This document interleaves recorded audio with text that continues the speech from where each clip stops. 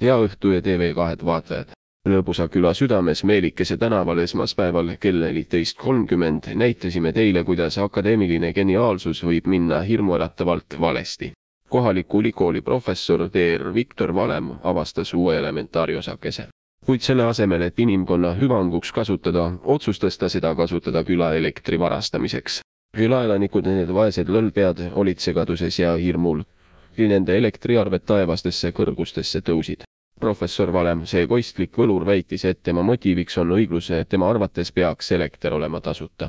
Kohalik politsei, need tublid valvurid said lõpuks teada ja asusid uurima. Nad käisid läbi Valemi kodu, leidsid tõendeid ja esitasid süüdistused. See on õpetlik lugu sellest, kuidas teaduse ja tehnoloogia väärkasutamine võib viia õnnetusse.